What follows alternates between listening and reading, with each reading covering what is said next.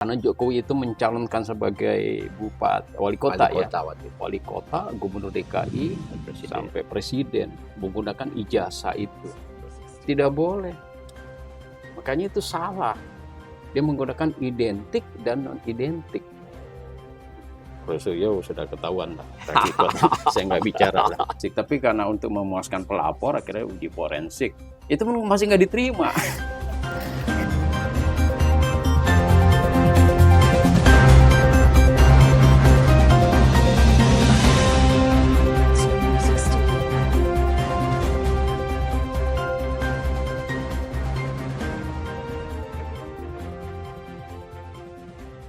Sahabat Positif Podcast, bersama saya Yoyo Fikracayo, redaktur pelaksana teropongnews.com.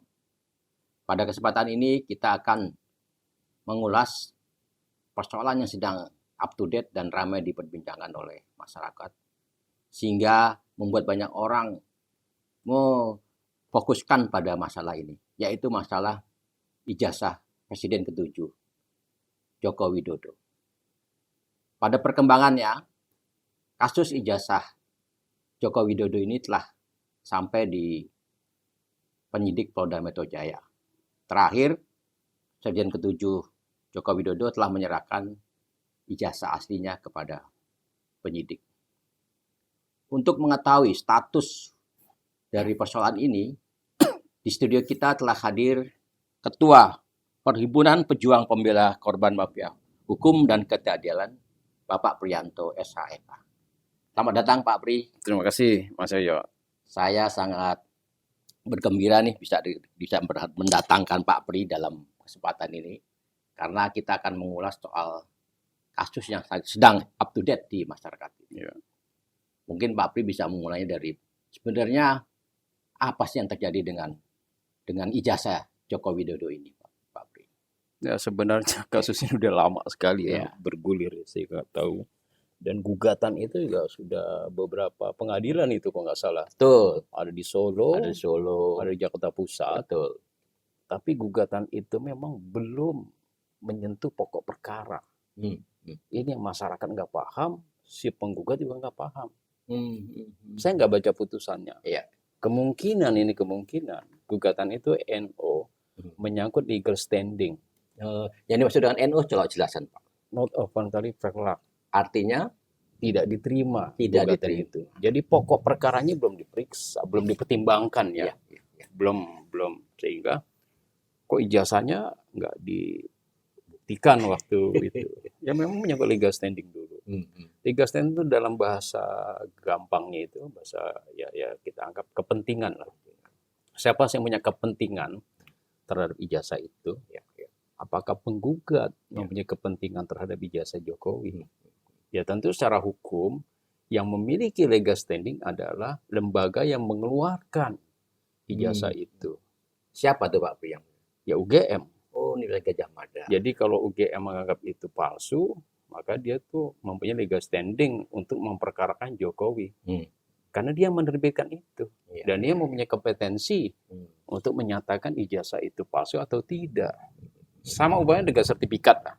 Sertifikat tanah, milik tanah kan, yang punya kompetensi menyatakan itu palsu atau tidak palsu kan BPN, Badan Pertanahan Nasional, kan, dicek di dalam buku registrasi BPN, karena yang dipegang oleh pemegang sertifikat itu kan kopian, asli kan ada di BPN, kecuali ada pemalsuan tanda tangan, baru bisa di lab krim.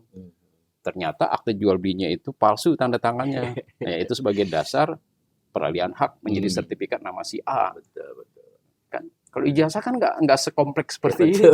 Sederhana sebenarnya Pak Pri ya. Sederhana gitu. Dan yang punya kompetensi itu bukan mungkin ada orang bilang, saya punya kompetensi, saya punya kepentingan, saya memiliki legal standing. Karena Jokowi itu mencalonkan sebagai wali kota, gubernur DKI, sampai presiden menggunakan ijazah itu. Yang dianggap mereka ijazah palsu.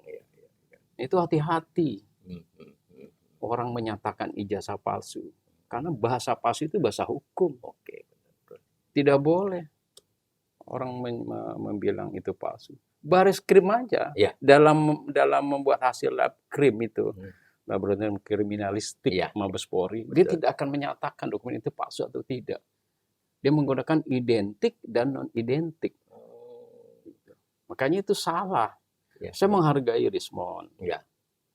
Rosulio sudah ketahuan lah. Saya nggak bicara lah. Rismond Dokter Tipa juga Ya. orang baru lah. Ya. Saya anggap dia orang baik lah ya. Bukan orang politik. Betul. Kalau Rosulio saya nggak usah singgung lah. Ya, udah punya kasus gitu. Ya, bekas dihukum juga kan. Betul. Masalah panci. Iya. Jadi persoalan. Dia sebagai peneliti Hmm. harus ada etika, harus ada kaedah. Boleh dia meneliti. Siapa bilang nggak boleh? Boleh-boleh, sah-sah saja. Betul. Karena ada yang bertanyakan kapasitas apa Rismond meneliti? Hmm. Ya boleh. Betul. Sekarang saya tanya, siapa yang melarang dia meneliti? Iya. Kan nggak ada. Tidak ada yang melarang. Meneliti, misalkan ada kejanggalan, misalkan fotonya dulu pakai kacamata sekarang enggak. Ya bisa. Iya, bisa. betul. Maksudnya dulu pakai kacamata sekarang Iya, enggak juga bisa. Terus stempelnya itu nggak nyambung, ya bisa nggak nyambung karena itunya hitam. Iya, betul. Enggak.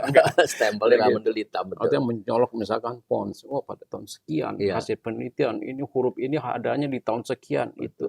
Hasil penelitian Rismond cukup mengatakan non identik ijazah itu. Dia nggak boleh menyatakan ini palsu, saya usah Iya. menelitikan. Nggak boleh. Kalau dia menyatakan dia terjebak oleh kasus hukum. Iya.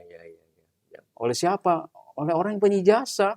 Yang punya ijazah menganggap, wah itu saya masuk pakai ospek kedua masuk. Saya kuliah Iya, gitu kan. betul. Saya ikut wisuda Iya. gitu kan. Ikut wisuda kan terima ijazah. Betul. Saya udah terima ijazah. Masa sih bilang palsu? Hmm. Waktu itu karena presiden sebagai lembaga ya, presiden kan lembaga Betul. publik. Kasus itu bergulir, ya presiden nggak mengajukan perlawanan kan. Betul. Terus bergulir-gulir setelah selesai masa tugasnya Jokowi 2 tahun itu artinya apa? 2 periode bukan 2 tahun. 10 tahun 2 periode. Artinya apa itu secara politik? Dia mendapat kepercayaan dari masyarakat Indonesia. Suka nggak suka. Misalkan saya nggak suka, tetap saya harus terima suatu kenyataan, suara terbanyak. Ya. Bahwa masyarakat menganggap Jokowi itu berhasil pada periode pertama, sehingga dipilih lagi untuk periode kedua. Ya. Itu tidak gampang. Tidak gampang itu. Bisa meraih 2 periode itu. Kalau dia kinerjanya jelek, kalau dia tidak jujur, dia itu menjolimi, ya. Kan banyak itu menjolimi ulama, masyarakat. Saya nggak ngerti lah itu dasarnya itu semua asumsi semua. Ya. Nggak mungkin dia akan 2 periode terpilih. Nah pada saat itu sudah selesai. Kan ada yang siapa tuh yang Gus Nur apa ya, saya nggak ikuti kasus itu, ada yang kena Bambang Tri waktu itu juga. Saya nggak ikuti perkaranya itu. Nah setelah kesini kan semakin masif gitu. Betul. Ya penyerangan itu. Dan tetap dia menyatakan Rosulio, saya yakin palsu. Dia nggak boleh menyatakan gitu. Kenapa? Yang boleh menyatakan palsu atau tidak adalah pengadilan. Nah nanti dalam perkembangannya, misalkan kalau sudah masuk SPDP ya, SP itu surat pemerintahan dimulai penyidikan. Yang di Polda Metro Jaya nih Pak ya? Iya di Polda Metro Jaya itu SPDP biasanya dikirim tembusannya ke kejaksaan tuh. Kejaksaan. Polda berarti kejaksaan tinggi, kejaksaan tinggi DKI. Kalau sudah masuk SPDP itu artinya apa? Artinya dari mulai proses penyelidikan untuk mencari apakah ada peristiwa pidana atau tidak. Setelah ditemukan ada peristiwa pidana, masuk ke penyidikan.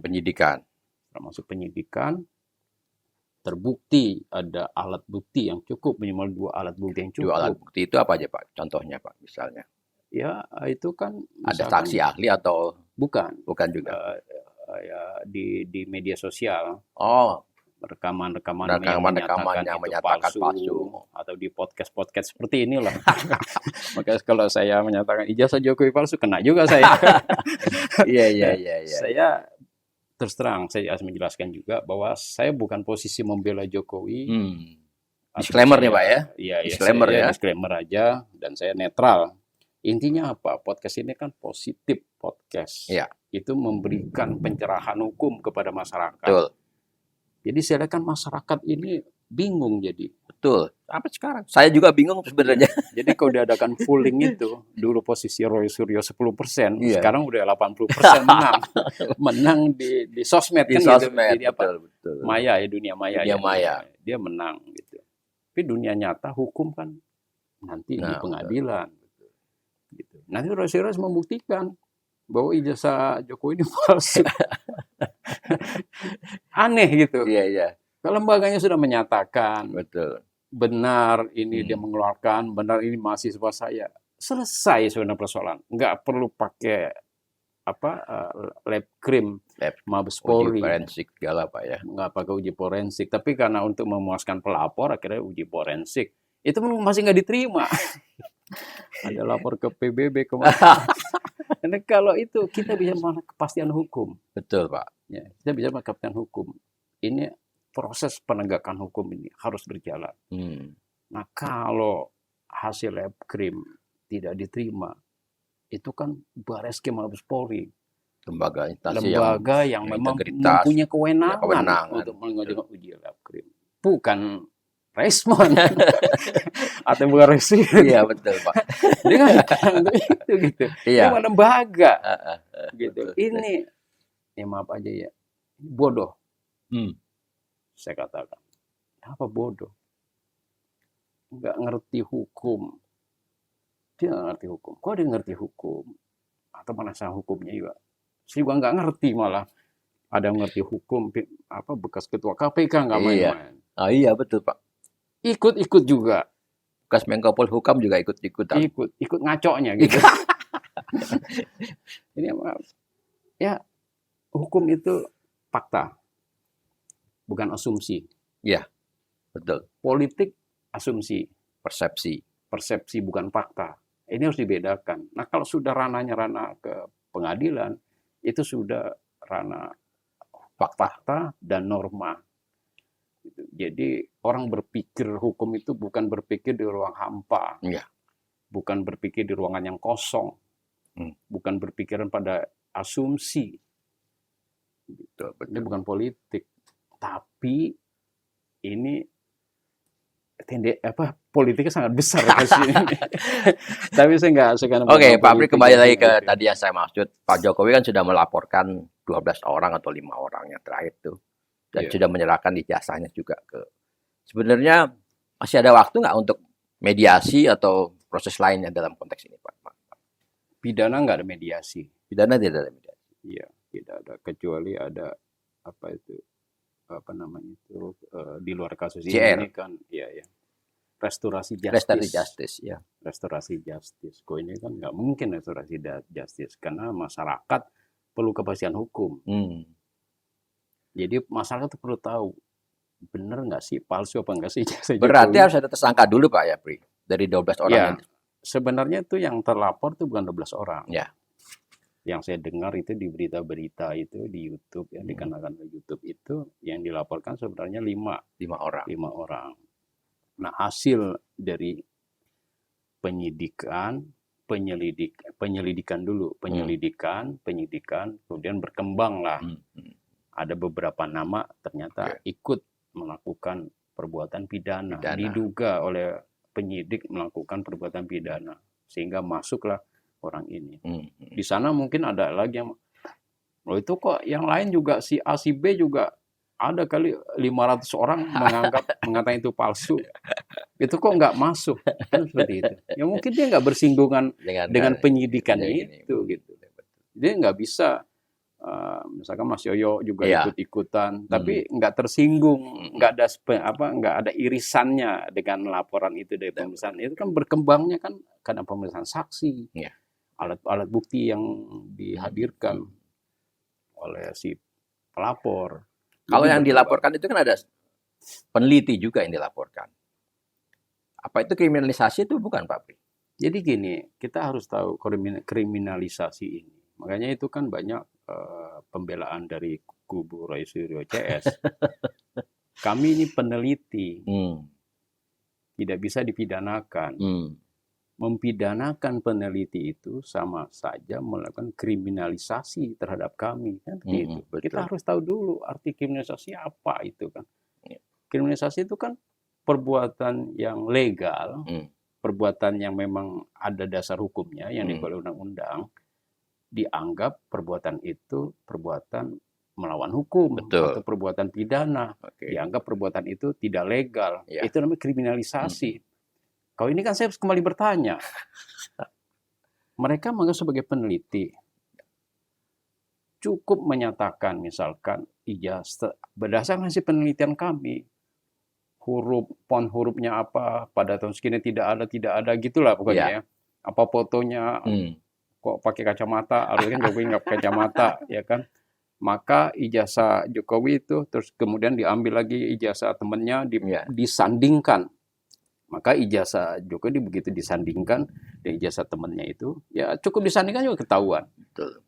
Nggak sama. Ya. Nggak sama. Si peneliti ini yang katanya peneliti, nggak tahu peneliti. Siapa yang suruh meneliti, saya nggak tahu lah. Dapat mandat dari mana. Iya. Si peneliti ini nggak boleh menyatakan ini palsu. Dia cukup mengatakan non-identik. Atau tidak sama dengan ijazah itu. Karena pada saat dia menyatakan ini palsu, itu sudah masuk ke ranah hukum. Mabes Polri, polisi yang begitu besar saja, tidak berani menyatakan dokumen itu palsu, tidak palsu. Dia menyatakan identik, non-identik. Tanda tangan ini tidak sama dengan tanda tangan di akte yang nomor sekian. Betul. Jadi non-identik. Dia sebagai peneliti itu cukup. Nah, pada saat dia menyatakan itu palsu, nah itu masuk unsur-unsur pasal 311. Jadi fitnah. Jadi setiap orang ya dengan sengaja, ya intinya itulah ya. Saya nggak hafal isi pasalnya, mungkin itu apa maksudnya itu. Setiap orang siapapun ya, dengan sengaja menyerang kehormatan orang lain atau menyerang nama baik seseorang dengan menuduhkan sesuatu perbuatan, padahal perbuatan itu tidak terbukti, tidak bisa dibuktikan, maka dia kena unsur pidana fitnah. Nah sekarang kalau dia tidak membuktikan itu, berarti dia memenuhi unsur 311. Itu bukan kriminalisasi, karena ada pasal yang dilanggar. Kalau kriminalisasi itu tidak ada pasal yang dilanggar. Betul. Jadi terlalu jauh dia menganggap sebagai peneliti. Ya saya menghargai Rismond meneliti ini. Karena kalau memang sampai betul palsu ijazah Jokowi ini imbas politiknya itu luar biasa. Sangat luas benar kan. Akan mencoreng kredibilitas KPU, macam DPR, semuanya akan tercoreng. Jadi dia nggak bisa menyatakan itu sebagai kriminalisasi. Karena apa? Karena dia sebagai peneliti tidak boleh menyatakan itu palsu. Hanya pengadilan lah yang berhak menyatakan itu palsu tidak palsu. Bukan orang atau bukan lembaga. Berarti kalau dalam konteks ini pasti ada tersangka ya Pak ya? Kalau sudah keluar SPDP itu sebenarnya penyidik sudah potensi tersangka besar ya? Sudah menyimpan nama-nama orang yang melakukan tindak pidana itu. Hanya memang kan untuk menetapkan tersangka perlu gelar perkara. Nanti perlu diperiksa lagi yang terkait gitu kan. Nanti kalau ternyata udah hasil pemeriksaan selesai, saya yakin pasti ada tersangkanya. Lihat dari 5 orang itu Pak. Bisa 5, bisa juga lebih. Gitu. Nah, kewenangan penyidik. Betul. Bukan kewenangan pelapor. Bukan kewenangan terlapor juga. Itu kewenangan penyidik untuk menetapkan tersangka berdasarkan alat bukti yang cukup. Kalau dalam persepsi Pak Pri, kalau sudah ada tersangka, apakah kasus ini akan selesai atau bagaimana Pak Pri? Ya kalau sudah ada tersangka, ya masuk ke kejaksaan, diserahkan ke kejaksaan, masuk sidang, nanti vonis hukuman, ya berapa tahun penjara gitu. Tuntutan berarti bisa selesai ya urusan ijazah palsu atau tidak palsunya ijazah Jokowi ini? Secara hukum selesai, tapi secara politik belum tentu. Sebab kan jurisprudensi sudah ada Pak, di Solo sama di Jakarta waktu itu kan udah NO atau tidak diterima kan? NO memang dia belum puas karena belum mempertimbangkan pokok perkaranya kan, palsu apa enggak palsu ijazah itu kan. Jadi ini mereka puas. Dan kalau ditanya selesai apa belum, saya bilang secara hukum selesai. Secara hukum selesai ya. Tapi secara politik belum tentu. Nah, itu yang menyebabkan masyarakat karena- menunggu-nunggu. Ini sebenarnya kapan sih selesainya persoalan ijazahnya Jokowi? Apakah benar ketika Pak Jokowi menyampaikan ijazah aslinya ke publik itu sudah selesai? Atau ada urusan lain lagi, Pak Pri? Seandainya nih, misalnya Jokowi nih, ini loh ijazah asli saya di pengadilan. yang diminta oleh mereka kan mereka alasan harusnya menunjukkan ke publik ini loh ijazah Betul, saya betul. asli. Nah sekarang kalau dia tidak menunjukkan itu, Hmm. apakah dia melakukan perbuatan pidana? Mm-mm. Kan enggak juga. Juga. Itu kan hak orang. Betul. Dan dia sudah menunjukkan di Polda. Betul. Waktu buat laporan kan laporan pidana dia pasti bawa itu. Betul. Dia pasti bawa Betul. menunjukkan. Hmm. Nah terus memang karena ini kasus menyangkut ijazah Betul. yang dikatakan oleh si pelapor ini terlapor palsu, sedangkan Jokowi merasa difitnah, penyidik harus menyita ijazah itu sebagai barang bukti. Iya. Nanti bu ijazah mungkin skripsi, itu bagian dari proses penyidikan itu, jadi harus disita ijazah itu. Jadi dari situ kan jelas bahwa ini ijazah ini benar atau tidak, kan fisiknya juga sudah ada. Sudah ada, betul. Sebenarnya sih sederhana ini, tapi kan digoreng terus hasil itu. Ini sekarang tambah ini lagi nih. Tambah melebar lagi kemana-mana. Mereka gunung es itu tambah besar lagi. Tambah besar. Ya bicara ini aja, kok nggak bicara yang apa aja ya, yang lebih bermanfaat gitu. Nah, itu mau bicara masalah apa ini kan persoalan bangsa kan bukan persoalan ijazah palsu nggak palsu aja, Pak. Makanya kok aduh saya bilang orang kok terjebak ke situ gitu loh. Ini tergiring sama Roy Suryo nih hebat. Roy Suryo hebat juga. Di satu sisi bisa membangunkan membentuk opini, Pak. Dia membentuk opini masyarakat itu kan. Saya percaya bahwa ijazah itu palsu. Luar biasa itu. Sampai orang perhatian semua. Berita-berita itu jadi trending topik. Malah saya lebih perang Rusia yang senang malah bergeser kan? Bergeser juga. Atau yang baru-baru ini Kamboja sama Thailand aja. Kamboja sama Thailand juga itu lagi seru-serunya tergeser juga. Nggak jadi trending topik. Yang ini ijazah, yang aduh apalagi pengacara juga saya nggak ngerti lah. Nah itu Pak Pri. Sebenarnya dalam dunia Pak Pri sendiri sebagai advokat juga sebagai perhimpunan pejuang pembela korban mafia hukum dan ketidakadilan. Dalam kasus ini, ada nggak sikap dari para advokat atau para praktisi hukum terkait dengan persoalan yang ada di ijazah palsu ini, Pak Pri? Sebenarnya Peradi harus bersikap. Oke, betul. Memberikan opini sebagai penyeimbang. Betul, Pak Pri. Kalau saya kan bukan pejabat di Peradi. Gitu. Perkomhan kan urusan dengan masyarakat kriminalisasi. Tidak pas gitu. Peradi itu aktif bersikap, mengeluarkan press release, pendapat, bukan mempengaruhi proses persidangan atau proses penyidikan di Polda ya. Betul. Tapi paling nggak memberi keseimbangan gitu. Jadi menguraikan secara hukum gitu kan.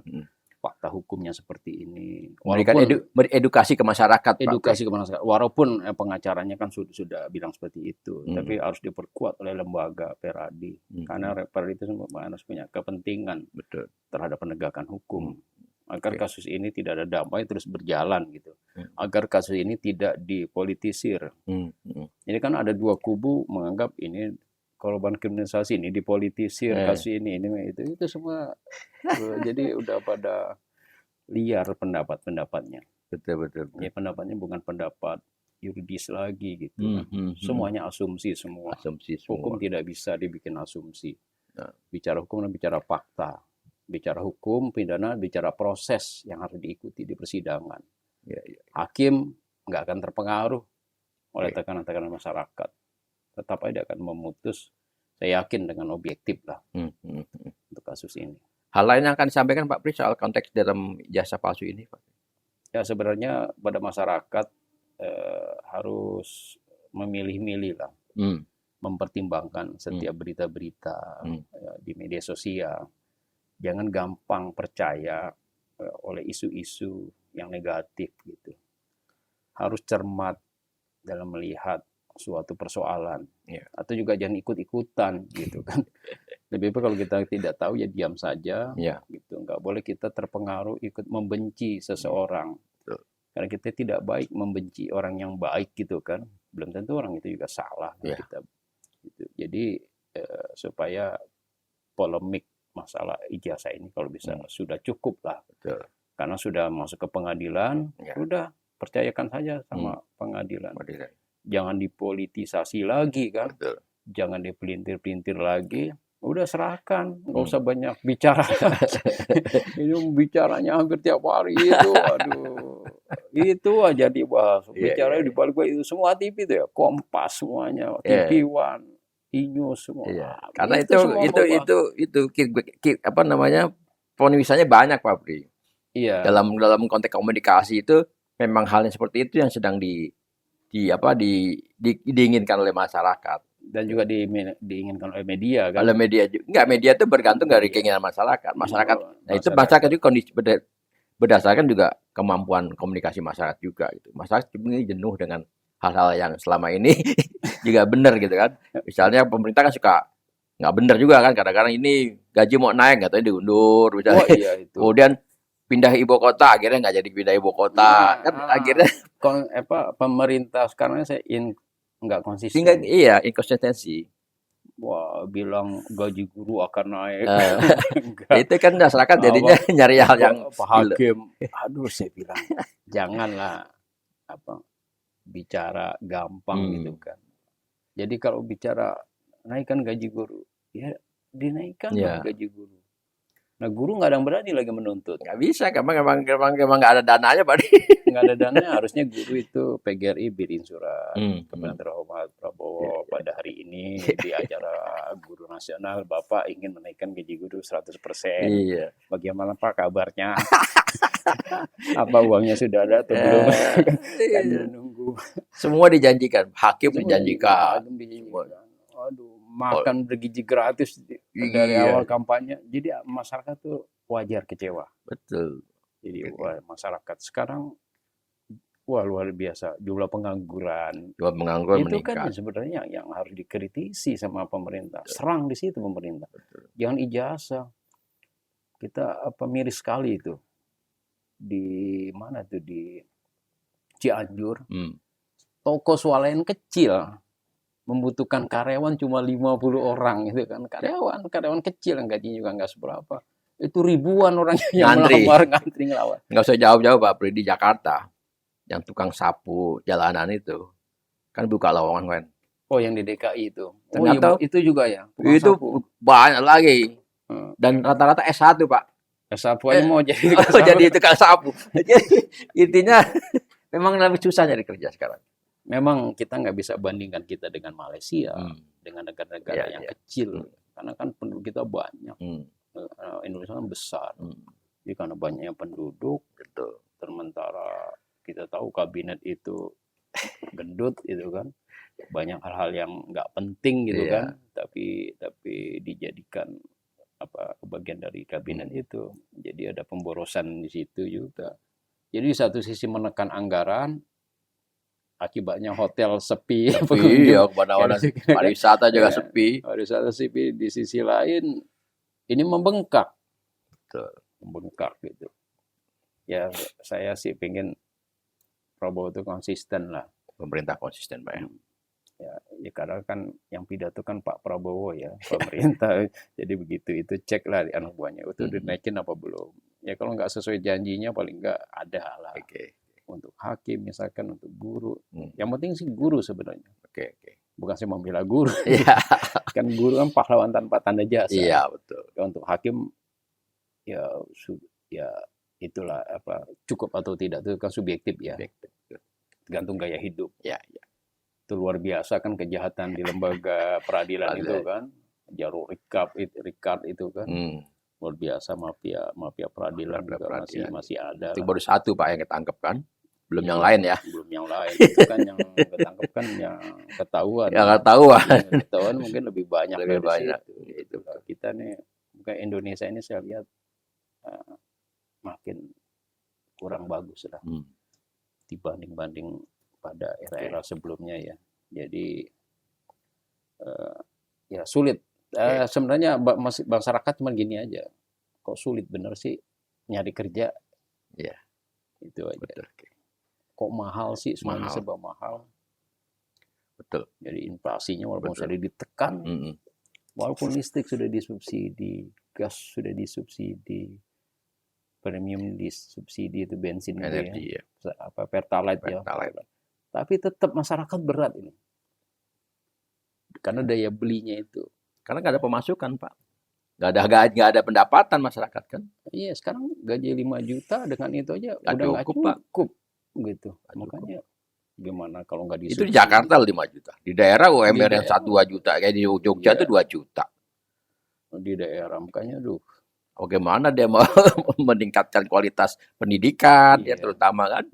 Yang Karena enak, pendidikan kan mahal, Pak. yang enak di Dubai ya. Airnya minyak semua. Iya, betul kalau di luar negeri. Pak Pri, terakhir nih kita bicara soal kepastian hukum. Menurut Pak Pri gimana kondisi sekarang? Ya sebenarnya kepastian hukum itu harus ditegakkan.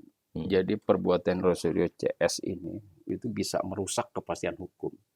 Kenapa saya bilang merusak kepastian hukum? Karena dia tidak percaya sama hasil lembaga yang diakui keberadaannya oleh Bareskrim Mabes Polri. Dia tidak percaya itu. Bahwa itu ijazah itu identik. Nah kalau dia nggak percaya artinya apa? Dia merusak kepastian hukum. Nah kalau itu kan berarti mau kepastian hukum pada lembaga siapa? Jadi ini perbuatan ini, masalah ijazah ini juga saya rasa buruk ya. Buruk gitu. Buruk terhadap kepastian hukum. Karena hukum ini dengan opini yang terbentuk sekarang, saya bilang mungkin Rosario sudah menang lah ya secara opini ya. Secara opini di media sosial.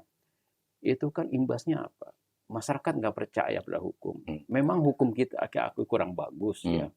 Masih dalam proses untuk perbaikan. Kita akuin lah. Masih banyak hakim, apalagi di tubuh polisi itu. Kejaksaan. Masih banyak juga mafia-mafianya itu masih banyak. Gitu. Tapi jangan dirusak lagi gitu loh. Jadi harus kita sama-sama perangi mafia hukum itu. Jangan masalah ijazah yang menurut saya sudah selesai sebenarnya ya. Dengan UGM memberikan klarifikasi. Itu jangan digoreng gitu kan. Jadi nanti masyarakat juga akan jenuh juga itu lagi dan membenci Jokowi tambah banyak. Ya nggak ada masalah bagi saya nggak punya kepentingan. Gitu. Tapi harus bijaksana lah. Jadi betul-betul penegakan hukum harus ditegakkan. Sekarang hukum kan ya sudah berjalan gitu. Hanya memang kan belum maksimal kita akuin kan. Sekarang pejabat-pejabat mana yang tidak diproses? Kalau ada misalkan ada terbukti korupsi atau apa, lapor ke KPK, dapat itu ada sesuai dengan undang-undang anti korupsi itu kan ada reward ada rewardnya itu. Mereka kan yang diperlukan untuk penegakan hukum dan kepastian hukum kan itu. Jadi untuk kepastian hukum itu memang harus masyarakat itu harus juga memang saya setuju untuk terlibat itu di dalamnya, untuk ikut juga memantau atau ikut juga berjuang gitu terhadap kasus-kasus, terhadap peristiwa hukum yang memang belum diproses atau terhadap orang-orang yang diperlakukan tidak adil. Nah semua itu kan untuk salah satu tujuan hukum kan, kepastian hukum dan keadilan, agar tujuan hukumnya bisa tercapai. Makasih Pak Pri atas perbincangan ini. Semoga kita di lain kesempatan bisa ketemu lagi dalam kasus-kasus yang lain yang lebih memberikan manfaat bagi masyarakat. Sahabat Positif Podcast, baru saja saya berdiskusi dengan Ketua Umum Forkomham Pak Prianto terkait dengan perkembangan hukum yang terjadi belakangan. Semoga pada kesempatan yang akan datang kita akan membahas persoalan yang lebih up to date lagi dan memberikan manfaat bagi kita semua. Sahabat Positif Podcast, obrolan yang